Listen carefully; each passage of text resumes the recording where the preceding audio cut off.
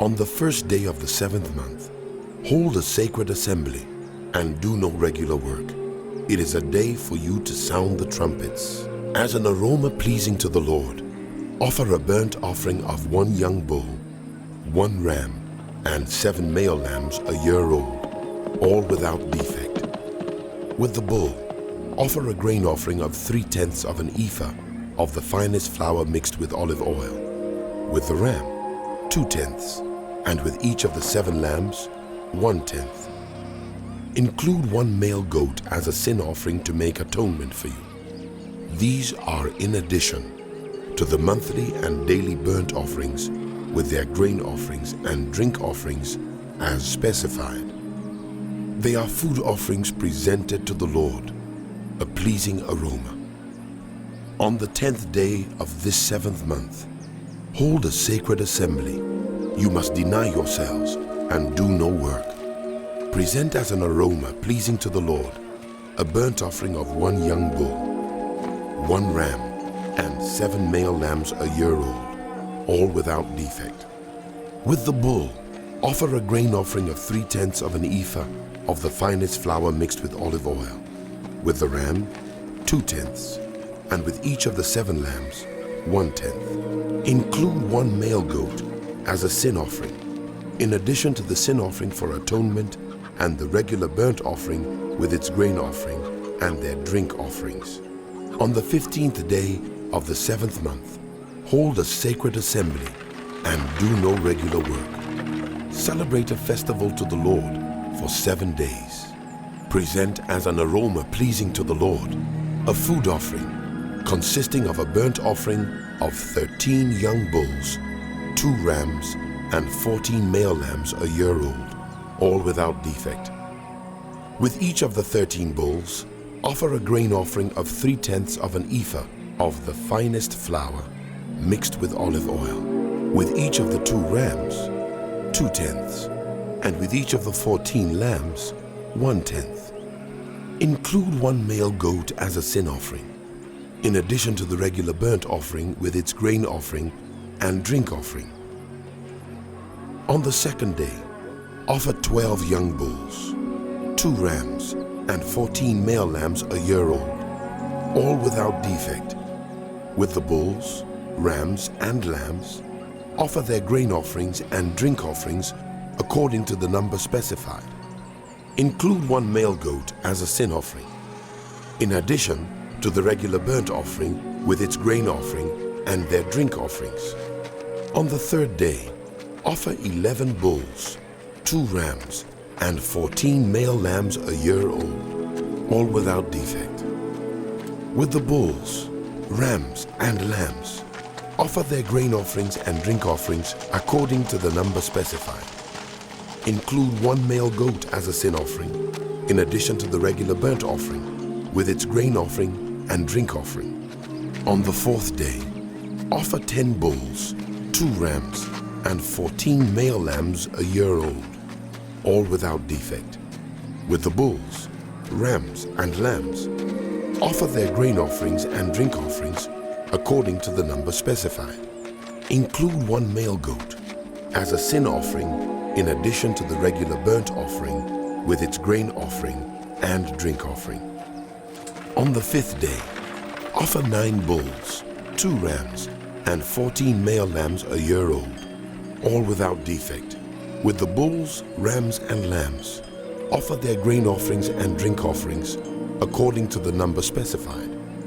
Include 1 male goat as a sin offering, in addition to the regular burnt offering with its grain offering and drink offering. On the 6th day, offer 8 bulls, 2 rams, and 14 male lambs a year old, all without defect. With the bulls, rams, and lambs, offer their grain offerings and drink offerings according to the number specified. Include 1 male goat as a sin offering, in addition to the regular burnt offering with its grain offering and drink offering.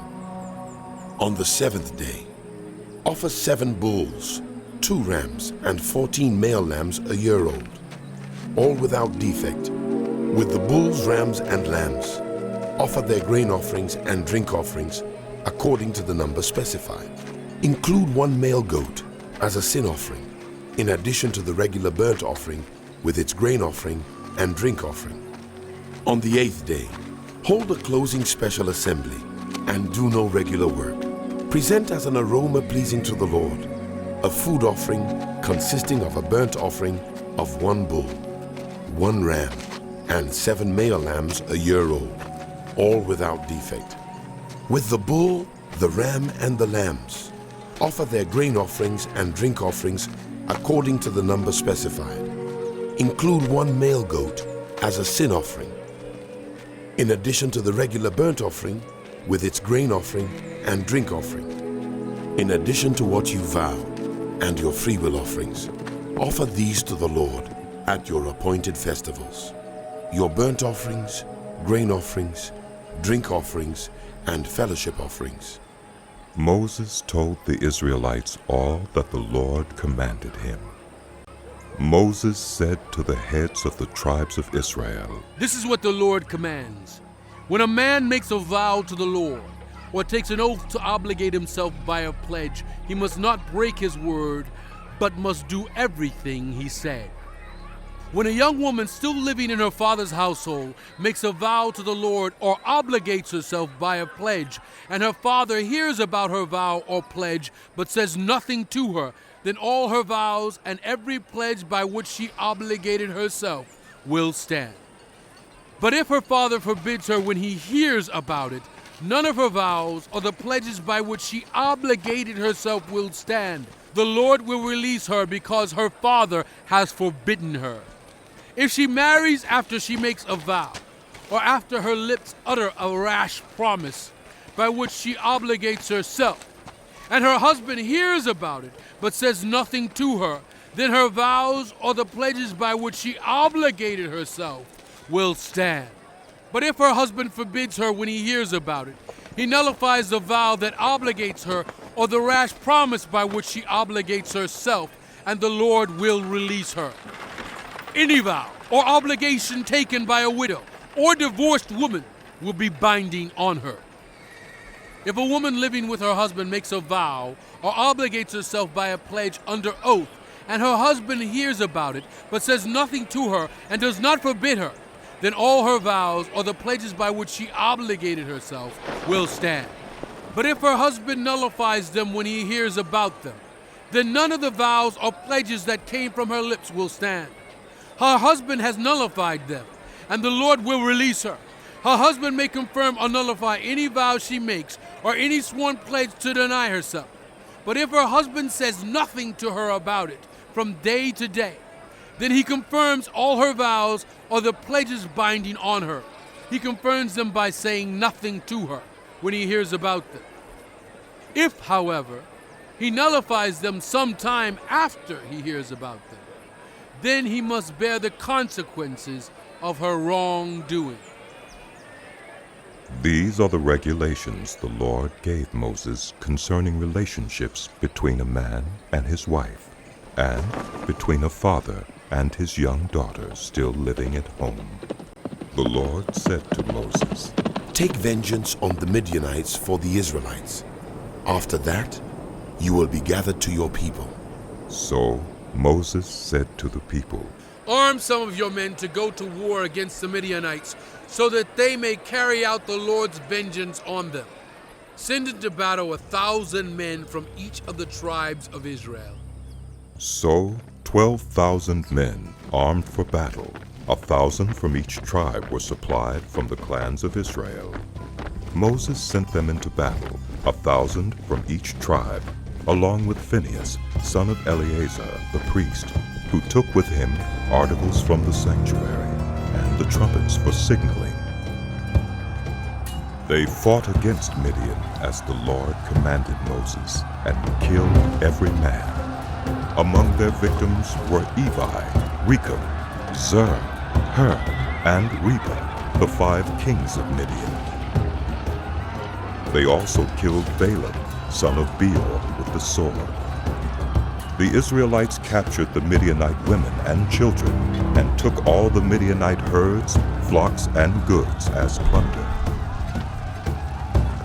They burned all the towns where the Midianites had settled, as well as all their camps.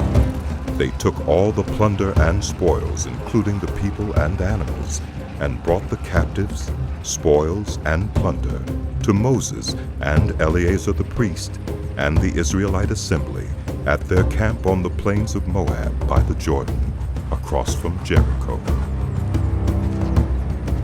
Moses, Eleazar the priest, and all the leaders of the community went to meet them outside the camp. Moses was angry with the officers of the army, the commanders of thousands and commanders of hundreds, who returned from the battle. Have you allowed all the women to live? He asked them. They were the ones who followed Balaam's advice and enticed the Israelites to be unfaithful to the Lord in the Peor incident, so that a plague struck the Lord's people. Now kill all the boys, and kill every woman who has slept with a man, but save for yourselves every girl who has never slept with a man. Anyone who has killed someone or touched someone who was killed must stay outside the camp 7 days. On the 3rd and 7th days you must purify yourselves and your captives.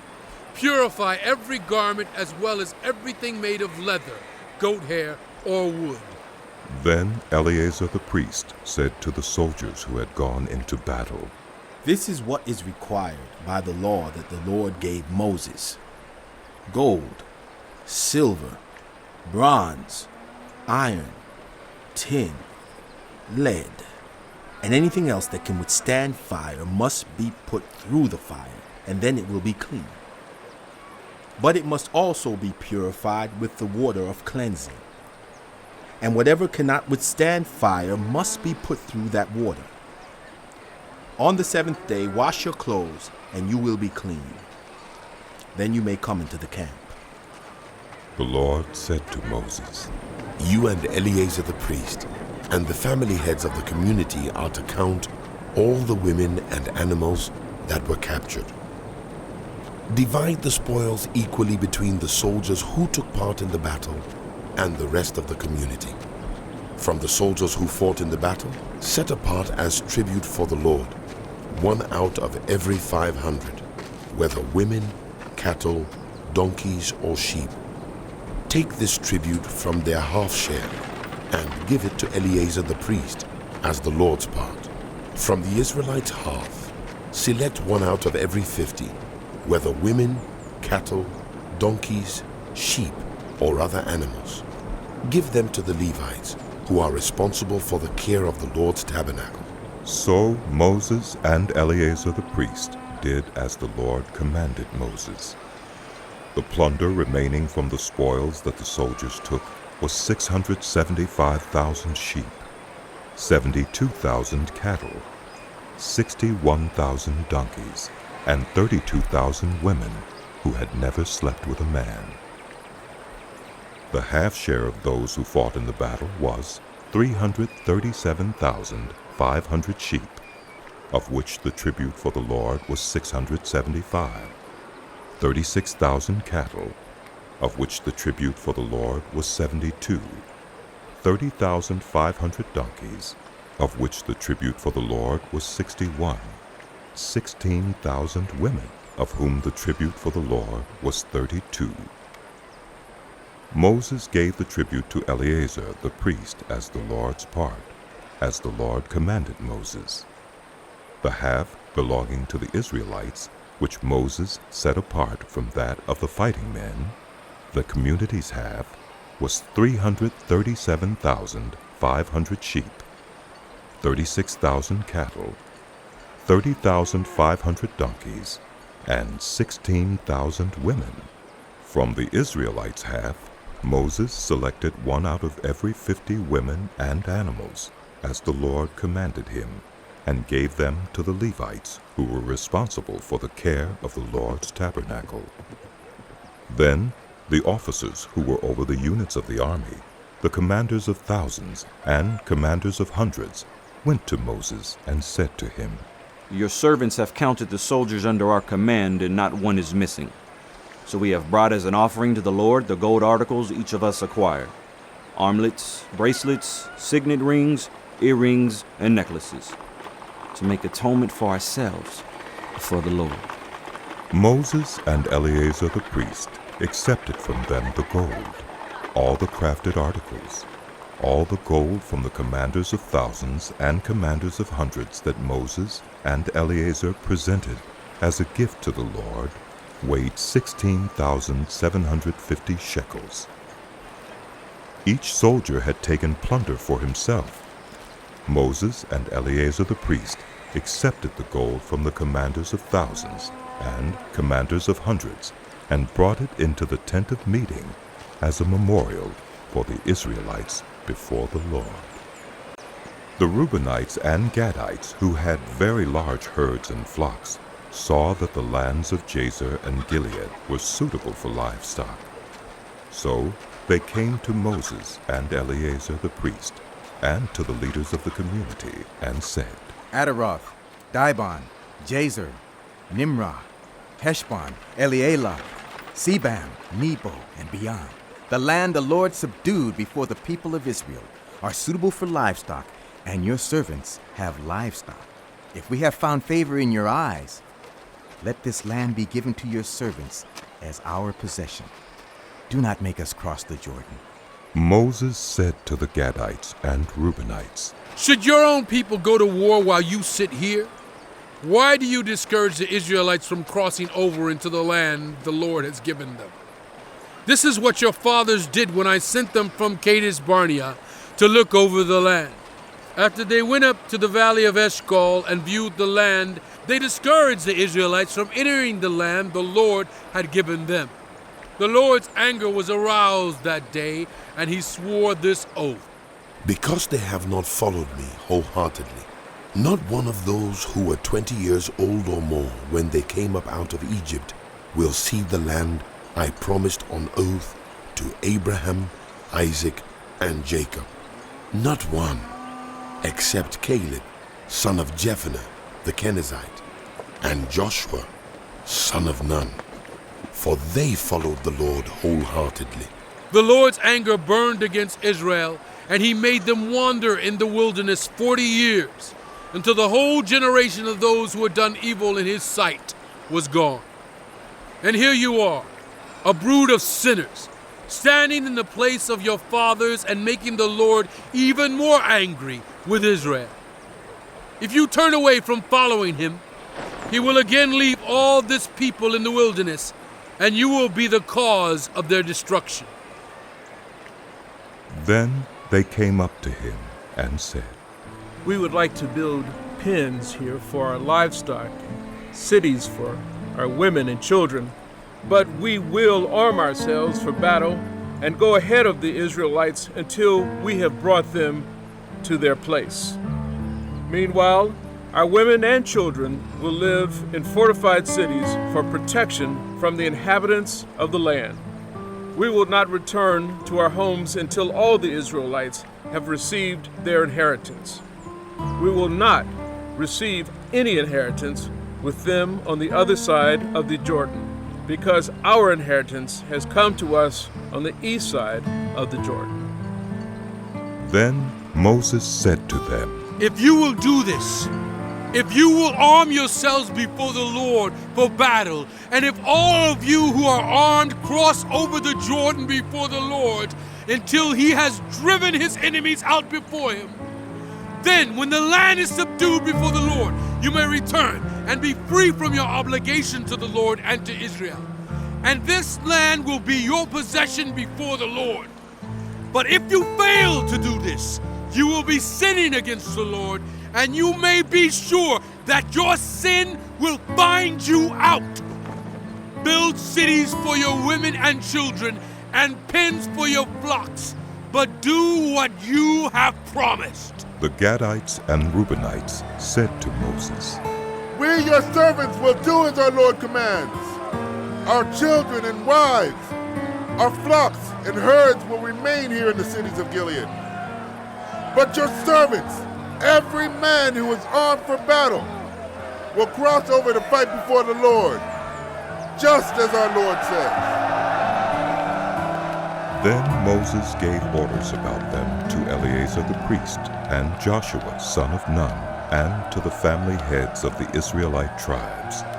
He said to them, If the Gadites and Reubenites, all those armed for battle, cross over the Jordan with you before the Lord, then when the land is subdued before you, you must give them the land of Gilead as their possession.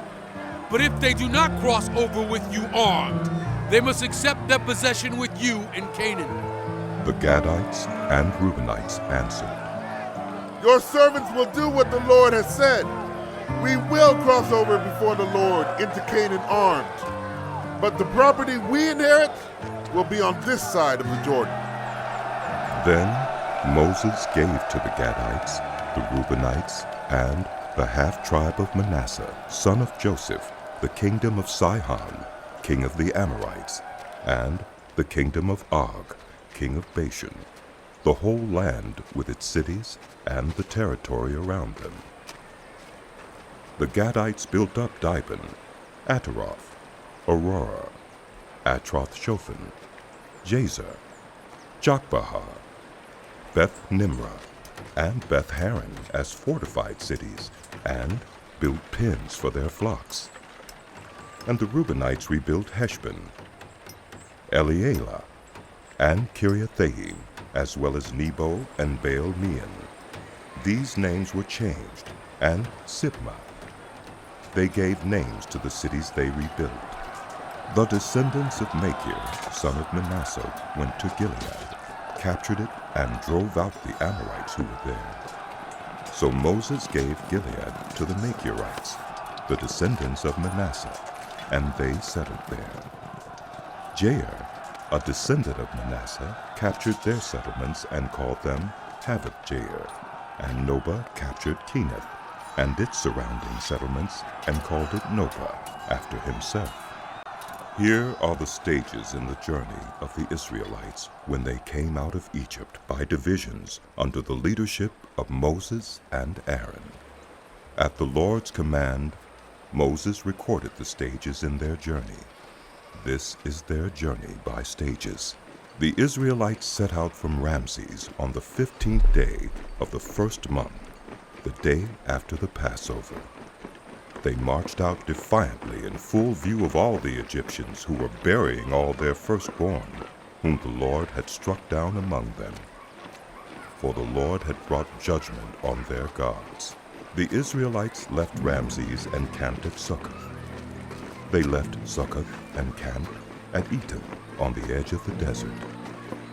They left Etam, turned back to Pi-hahiroth, to the east of Baal-zephon, and camped near Migdol.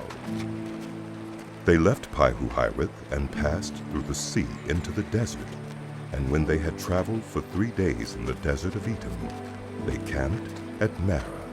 They left Marah and went to Elim, where there were 12 springs and 70 palm trees, and they camped there. They left Elim and camped by the Red Sea. They left the Red Sea and camped in the desert of Sin. They left the desert of Sin and camped at Dophkah. They left Dophkah and camped at Elish. They left Elish and camped at Rephidim, where there was no water for the people to drink. They left Rephidim and camped in the desert of Sinai.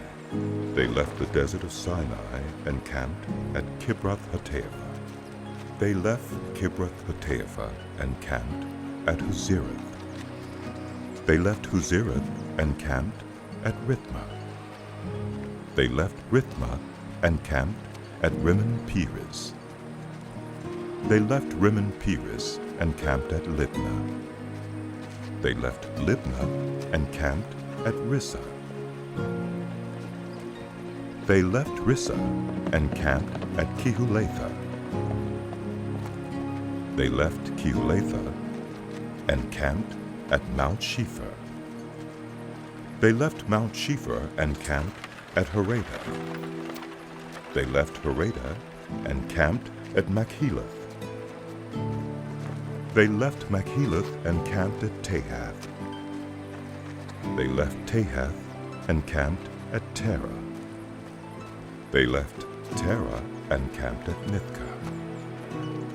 They left Mithkah and camped at Hashmonah. They left Hashmonah and camped at Mosireth. They left Mosireth and camped at Bene-Jaokan. They left Bene-Jaokan and camped at Hor-Haggidgad. They left Hor-Haggidgad and camped at Jothbatha. They left Jothbatha and camped at Abrona. They left Abrona and camped at Ezion-Geber. They left Ezion-Geber and camped at Kadesh in the desert of Zin. They left Kadesh and camped at Mount Hor on the border of Edom. At the Lord's command, Aaron, the priest, went up Mount Hor, where he died on the first day of the 5th month of the 40th year after the Israelites came out of Egypt. Aaron was 123 years old when he died on Mount Hor. The Canaanite king of Arad, who lived in the Negev of Canaan, heard that the Israelites were coming. They left Mount Hor and camped at Zalmonah. They left Zalmonah and camped at Punon. They left Punon and camped at Obed. They left Obed and camped at Ayer-Abarim on the border of Moab. They left Ayer-Abarim and camped at Dibon-Gad. They left Dibon-Gad and camped at Almon-Diblathaim. They left Almon-Diblathaim and camped in the mountains of Abarim near Nebo. They left the mountains of Abarim and camped on the plains of Moab by the Jordan, across from Jericho. There on the plains of Moab they camped along the Jordan, from Beth-Jeshimoth to Abel-Shittim. On the plains of Moab by the Jordan, across from Jericho, the Lord said to Moses, Speak to the Israelites and say to them, when you cross the Jordan into Canaan, drive out all the inhabitants of the land before you. Destroy all their carved images and their cast idols, and demolish all their high places. Take possession of the land and settle in it, for I have given you the land to possess. Distribute the land by lot, according to your clans. To a larger group, give a larger inheritance, and to a smaller group, a smaller one. Whatever falls to them by lot will be theirs. Distribute it according to your ancestral tribes. But if you do not drive out the inhabitants of the land, those you allow to remain will become barbs in your eyes and thorns in your sides. They will give you trouble in the land where you would live, and then I will do to you what I plan to do to them. The Lord said to Moses, Command the Israelites and say to them, when you enter Canaan, the land that will be allotted to you as an inheritance is to have these boundaries. Your southern side will include some of the desert of Zin along the border of Edom. Your southern boundary will start in the east from the southern end of the Dead Sea. Cross south of Scorpion Pass, continue on to Zin, and go south of Kadesh Barnea. Then it will go to Hazar Adda and over to Asmon, where it will turn, join the Wadi of Egypt, and end at the Mediterranean Sea. Your western boundary will be the coast of the Mediterranean Sea. This will be your boundary on the west. For your northern boundary, run a line from the Mediterranean Sea to Mount Hor, and from Mount Hor to Lebo-Hamath. Then the boundary will go to Zedad, continue to Ziphron, and end at Hazar Enan. This will be your boundary on the north. For your eastern boundary, run a line from Hazar Enan to Shepham. The boundary will go down from Shepham to Riblah on the east side of Ain and continue along the slopes east of the Sea of Galilee. Then the boundary will go down along the Jordan and end at the Dead Sea. This will be your land with its boundaries on every side. Moses commanded the Israelites, Assign this land by lot as an inheritance. The Lord has ordered that it be given to the 9.5 tribes, because the families of the tribe of Reuben, the tribe of Gad, and the half-tribe of Manasseh have received their inheritance. These 2.5 tribes have received their inheritance east of the Jordan, across from Jericho, toward the sunrise. The Lord said to Moses, These are the names of the men who are to assign the land for you as an inheritance: Eleazar the priest, and Joshua son of Nun, and appoint one leader from each tribe to help assign the land. These are their names: Caleb, son of Jephunneh, from the tribe of Judah; Shemuel, son of Ammihud, from the tribe of Simeon; Elidad, son of Kislon, from the tribe of Benjamin; Bukki, son of Jogli, the leader from the tribe of Dan; Hananiel, son of Ephod, the leader from the tribe of Manasseh, son of Joseph; Kemuel, son of Shiftan, the leader from the tribe of Ephraim, son of Joseph; Elizaphan, son of Parnak, the leader from the tribe of Zebulun; Paltiel, son of Azan, the leader from the tribe of Issachar; Ahihud, son of Shelomith, the leader from the tribe of Asher; Pedahel, son of Ammihud, the leader from the tribe of Naphtali. These are the men the Lord commanded to assign the inheritance to the Israelites in the land of Canaan. On the plains of Moab, by the Jordan, across from Jericho, the Lord said to Moses, Command the Israelites to give the Levites towns to live in, from the inheritance the Israelites will possess, and give them pasture lands around the towns. Then they will have towns to live in, and pasture lands for the cattle they own, and all their other animals. The pasture lands around the towns that you give the Levites will extend 1,000 cubits from the town wall. Outside the town, measure 2,000 cubits on the east side, 2,000 on the south side, 2,000 on the west, and 2,000 on the north, with the town in the center. They will have this area as pasture land for the towns. 6 of the towns you give the Levites will be cities of refuge, to which a person who has killed someone may flee. In addition, give them 42 other towns. In all, you must give the Levites 48 towns, together with their pasture lands. The towns you give the Levites from the land the Israelites possess are to be given in proportion to the inheritance of each tribe. Take many towns from a tribe that has many, but few from one that has few. Then the Lord said to Moses, Speak to the Israelites and say to them, When you cross the Jordan into Canaan, select some towns to be your cities of refuge, to which a person who has killed someone accidentally may flee. They will be places of refuge from the avenger, so that anyone accused of murder may not die before standing trial before the assembly. These 6 towns you give will be your cities of refuge. Give 3 on this side of the Jordan, and 3 in Canaan as cities of refuge. These 6 towns will be a place of refuge for Israelites and for foreigners residing among them, so that anyone who has killed another accidentally can flee there. If anyone strikes someone a fatal blow with an iron object, that person is a murderer. The murderer is to be put to death. Or if anyone is holding a stone and strikes someone a fatal blow with it, that person is a murderer.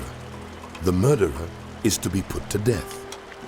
Or if anyone is holding a wooden object and strikes someone a fatal blow with it, that person is a murderer.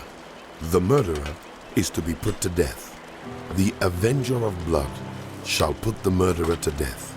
When the avenger comes upon the murderer, the avenger shall put the murderer to death.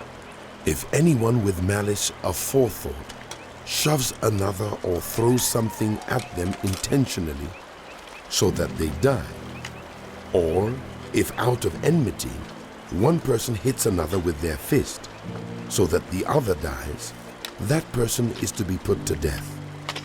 That person is a murderer.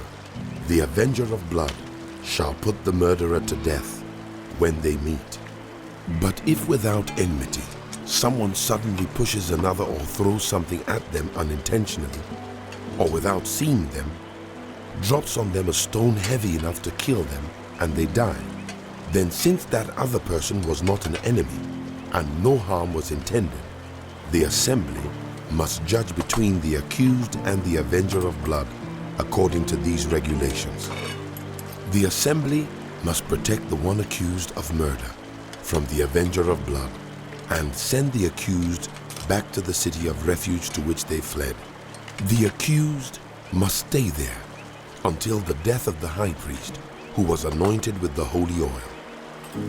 But if the accused ever goes outside the limits of the city of refuge, in which refuge was taken, and the avenger of blood finds that person outside the city, the avenger of blood may kill the accused without being guilty of murder. The accused must stay in the city of refuge until the death of the high priest. Only after the death of the high priest may an accused person return home.